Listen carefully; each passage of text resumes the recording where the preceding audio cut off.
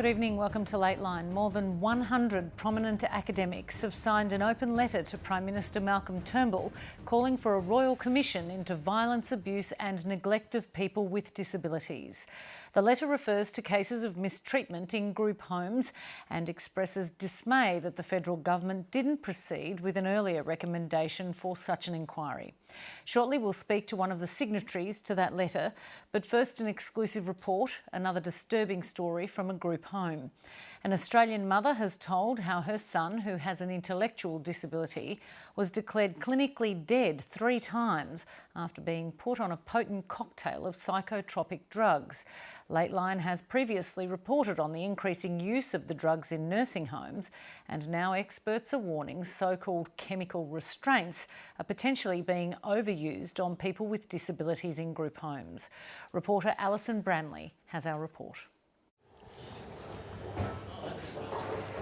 Jason Coulstock is on a lucky strike. Yay! After all, he's already died 3 times this year.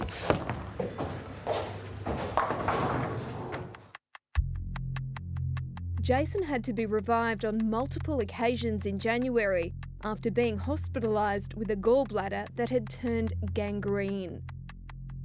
It was a medical catastrophe that followed a potent drug cocktail. This is the medications that were inside Jason's Webster pack.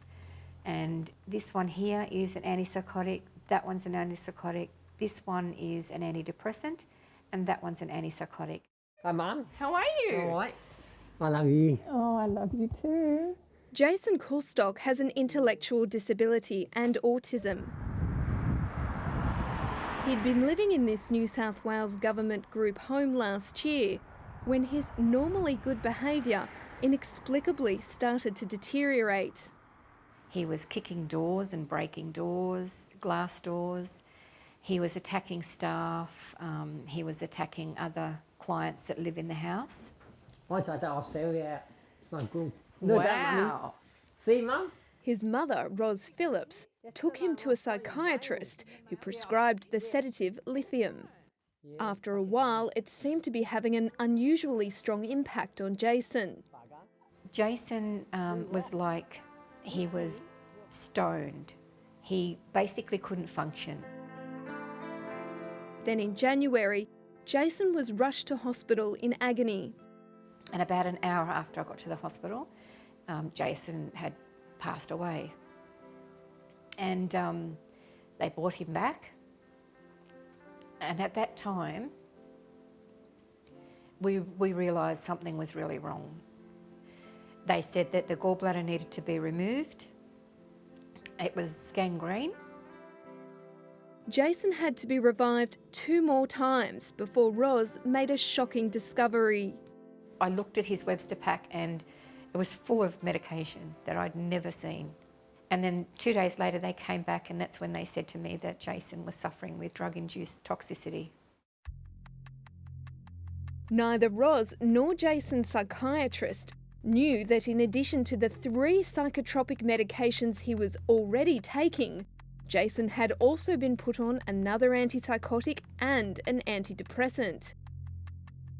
Ros says that at Jason's group home there were only ever 2 carers on each shift to care for 5 men. She worries the pressure might have got to some of them. They were trying to shut him up, keep him quiet. We do know that this is a problem and we know that it does need to be addressed. Hi Michael, thanks so much for coming today. You're welcome. Most of the antipsychotic medications are predominantly approved for use in schizophrenia and related conditions. The majority of prescriptions are in fact being given for challenging behaviour. Unfortunately, the evidence base for the use of medications and antipsychotics in this manner is very limited. And why do we need to be so careful with these medications? The problem we tend to see in people with intellectual disability is that they're unable to accurately report or spontaneously report side effects they may be experiencing. A 2010 Victorian government review found 99% of people with an intellectual disability in its group homes were on some kind of psychotropic drug, yet only 43% actually had a mental illness. Jason, do you remember being in hospital? Yeah, And how come you went to hospital? I wasn't feeling too well. And do you remember what it was like at your old house? I didn't like it there. And what kind of stuff made you not like it? I just don't like the staff. How come? Did they do something? One person, just don't like him. And do you remember them giving you pills? Yeah. And what happened to you when you took the pills? I can't remember, Alison. A chemical restraint is the use of a medication that restricts the freedom of movement of a person with a disability. Disability advocates say using medications to restrain people is regulated, but widely used. It is often used in cases where they may be at risk of harming themselves or somebody else. We believe that it is often used in place of positive behaviour support. They look like they're in another world. Let's put it that way. Just words is not good for people with disability. Yeah, so the information's accessible for everyone. Yes. So we use pictures and we use big type and not too many words on one page. That's right. Yeah. Robert Strike sits on the council's board. He spent time in institutions and regularly talks to people living in group homes. Sometimes people say to me, like people with disability, they say, I don't like being on these tablets. And I've seen people being punished for the wrong thing or medicated with the wrong thing sometimes. There's fears in some states doctors don't need a guardian's consent to write a script, even if the drugs are being used outside guidelines. If the medication is misused, that can become an abuse of a person's human rights. The New South Wales government told Lateline that Jason's extra medications were determined by medical professionals and approved by Ms Phillips. Fax Finds claims that its staff breached restricted practices to be inconsistent with the records kept by the group home. But Ros says she was told otherwise. I was told that Jason's records had disappeared and I never approved any extra medication. The GP clinic where Jason was treated says his care was led by his specialists. Lines of communication with his disability carers and mother were kept open throughout the time he received care. But Lateline has the referral letter from Jason's psychiatrist back to his GP, which makes no reference to the extra meds. Medical groups say the case highlights systemic problems with coordinating care. One of the big problems with treating someone with any disability is that there are often a lot of very complex needs. There are often a lot of different carers and health providers involved in a person's care. So there might be several different specialists, several different doctors, and of course there's the patient's family, the patient's carers, and any other places the patient may be going to. So coordinating their care is one of the big challenges and one of the most tricky parts because this needs a lot of time. Group homes are the latest institutional setting where there's fears the drugs are being misused, including aged care, foster care and juvenile justice.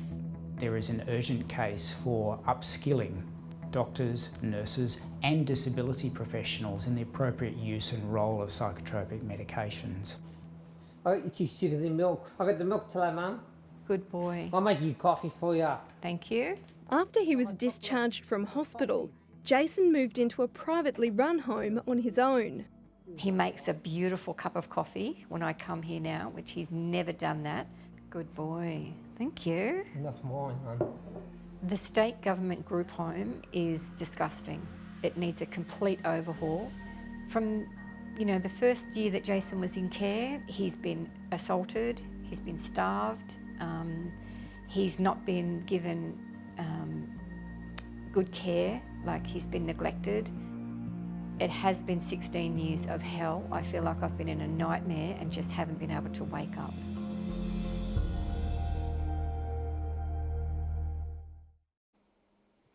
Rosemary Kayes is one of the signatories to that letter calling for a royal commission.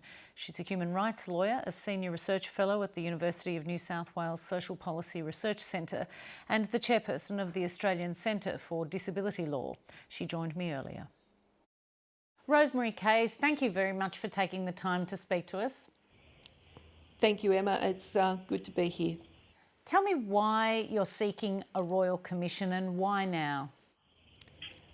The evidence just keeps piling up about the level of abuse and violence and abuse that people with disability are experiencing, specifically in residential settings and institutional settings. People with disability experience violence 3 times, on average, 3 times more than the general population. What reason did the government give you as to why they wouldn't proceed with a royal commission at this time?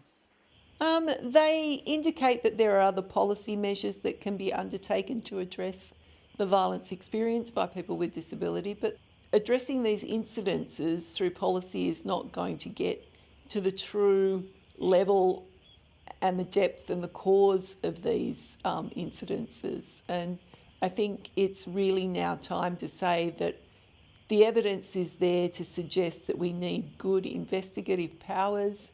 We need good powers that can go in and inspect facilities, and we need a system that can do research to look into system-wide analysis about how this can be addressed, but not in a piecemeal way.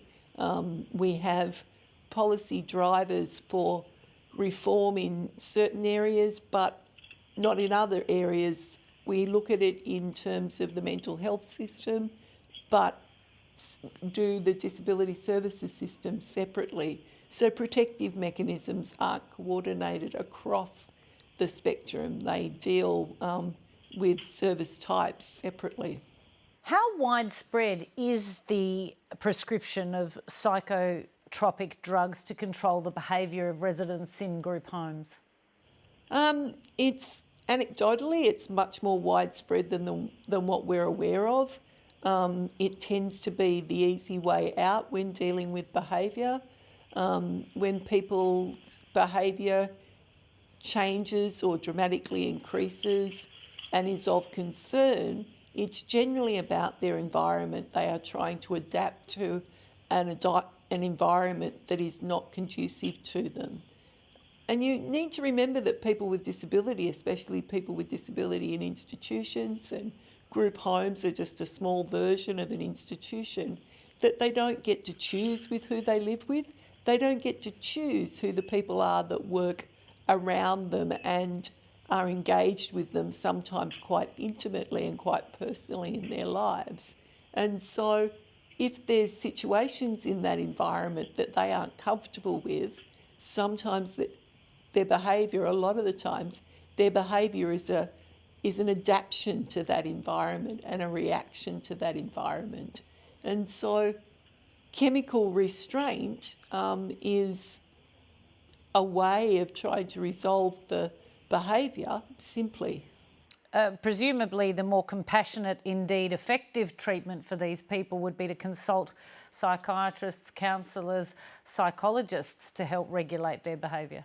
Well, yes, the clinical support is necessary, but it's also about looking at the individual and what the individual needs in their environment and responding to the person in a holistic way that addresses their needs for their living environment and their support, and not about putting them in an environment that is not conducive to them being able to live the way they want to live, and hence not reacting to their environment.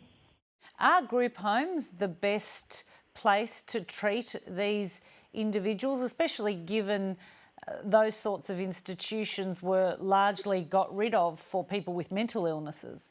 Congregate care is not the best option for anybody, especially congregate care where people have no choice about who they live with. They have no choice about the environment around them. And if the environment plays such a large role in somebody's behaviour and can be the basis for them to be chemically restrained if their behaviour is not conducive to how the staff want it, well, then you need to consider that congregate care isn't the answer for people that need to be in an environment to be able to manage their behaviour and live their life comfortably. Is there currently a system for spot checks and official inspections of group homes to see just whether there is the kind of abuse and neglect going on that is being anecdotally reported?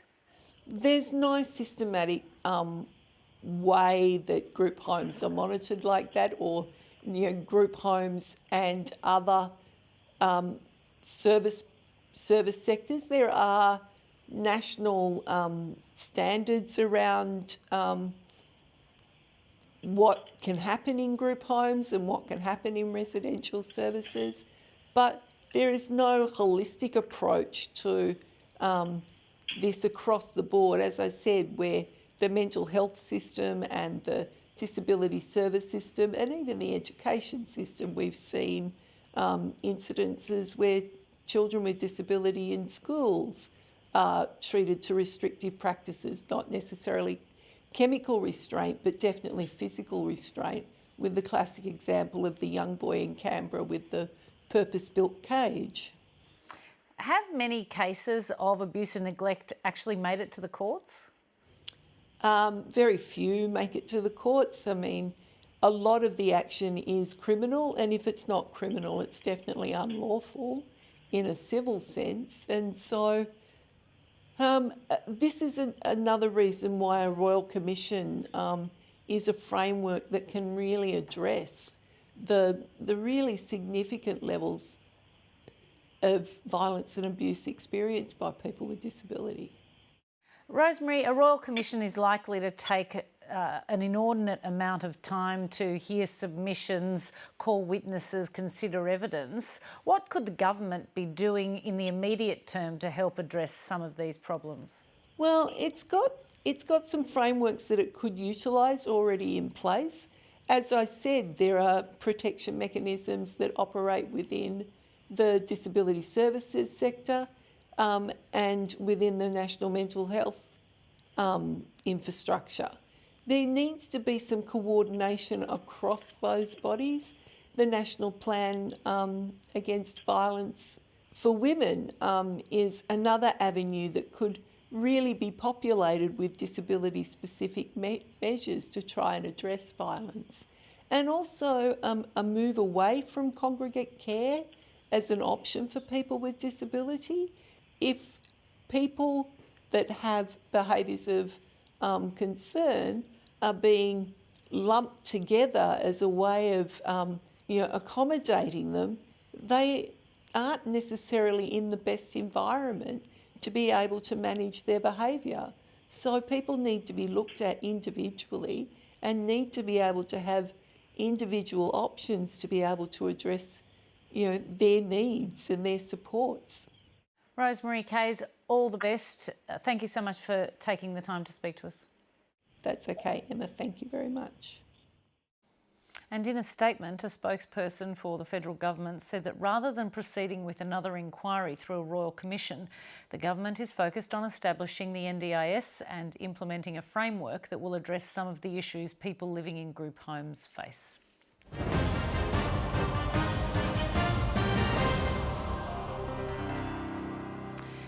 Victoria Police are considering whether to charge Catholic Cardinal George Pell over sexual assault allegations dating back to the late 1970s. Police have issued a statement saying they've received advice from the Director of Public Prosecutions about a current investigation into historical sexual assault allegations. Detectives from Task Force Sano will consider that advice before any charges are laid. 3 Victorian detectives flew to Rome last year to conduct a voluntary interview with Cardinal Pell. He's always strenuously denied any wrongdoing. Dr Vivian Waller is a solicitor and the principal of Waller Legal. Her practice is dedicated to representing victims of sexual abuse. She's worked with survivors of sexual assault for more than 20 years, and she joined me earlier from Melbourne. Viv Waller, welcome to Lateline. Thank you, Emma. If George Pell is charged with abuse offences, does Australia have the power to extradite him from Rome? Whether or not he is charged is a matter for the Victoria Police, but if he is charged, I think some fairly complicated jurisdictional questions might arise. For example, we don't have an extradition treaty with the Vatican, and the other potential issue is he may be entitled to some kind of diplomatic immunity. So even if he is charged, there is a very strong chance he won't ever face court in Victoria? If Victoria Police do decide to charge George Pell, he would of course be available to choose to cooperate, as he has said that he will do. But if push comes to shove, the police may encounter some jurisdictional type issues if indeed they wish him to come to trial in Victoria. And it's important to note there is a distinction, of course, between the Vatican and Italy, because the Vatican is its own domain, its own country, if you like. So the Vatican asserts that it is a nation state, and indeed in communication with the Royal Commission suggested that it needed to go through Australia's diplomatic channels. And it's important to stress at this point that George Pell hasn't been charged with any offences, and he is entitled, of course, to the presumption of innocence. You're involved in a number of civil cases against the Catholic Church. Are any of your clients making claims against George Pell himself? We have been approached by a small number of clients who have been involved in the criminal investigation and who do make allegations against George Pell. It is important, though, to remember that no decision has been made by Victoria Police about whether or not to charge him, and my clients are quite understanding that the criminal process needs to be left to run its course. Any potential civil claim for compensation is being held in abeyance whilst the investigation is completed, and will also be held in abeyance if in fact there is any criminal prosecution. And so I guess that means they are paused if a criminal action is launched against Cardinal Pell for the duration of that action? Correct. Bishops have lined up at the Royal Commission to apologise for the actions of their criminal priests. In your dealings with the Church, do you get the sense that there's a genuine and determined commitment to root out the bad apples within the organisation? I'd like to think that in contemporary times it is not possible for a sexual offender to remain within the Church. I think all systems across society have improved in relation to police checking and reporting options, and I for one would like to believe that that's a genuine improvement. Because you've been dealing with such matters for quite some time now. Look, I've been dealing with civil claims for compensation against various parts of the Catholic Church, most recently claims on behalf of people who've been sexually abused by Father Ridsdale, and they are claims against the Diocese of Ballarat. If you're asking me about is the Church living up to its testimony in the Royal Commission about how it's responding to civil claims, no, it's not. There's been a procession of bishops and archbishops crying crocodile tears about how they're going to respond more compassionately to civil claims for compensation, but we're not finding that at the coalface. We're finding that the Diocese of Ballarat is taking most of the defences that are available to it and challenging claims on a very technical basis. What's it like, more generally, dealing with lawyers acting for the Catholic Church? Well, it might interest your viewers to know there's no such entity as the Catholic Church. We are dealing with different sets of lawyers for different orders and a different diocese. The Archdiocese of Melbourne is represented by different lawyers to, for example, the Christian Brothers, and the experience that we have varies considerably depending on which Catholic defendant it is and, I presume, the advice given to them by their lawyers. And does the Church provide sort of pastoral care to the victims throughout the process, particularly where matters are open and shut cases? In some circumstances, pastoral assistance and counselling is offered, but in the majority of circumstances it is not. Does that surprise you? Not at all. I've been involved in cases against the Catholic Church for over 20 years and it does not surprise me at all. If George Pell is charged, how would that likely be received by victims of abuse in general? Well, I think it's important for all allegations of sexual abuse to be investigated carefully and thoroughly, no matter whom those allegations are made against. I think equality before the law and the investigation of these things without fear nor favour is a very important pillar of our democracy. Dr. Waller, thank you very much for your time. Thank you, Emma. And in a statement today, the Catholic Archbishop of Sydney, Anthony Fisher, said Cardinal Pell has cooperated in every way with multiple police, parliamentary and Royal Commission investigations, and justice must be left to run its course.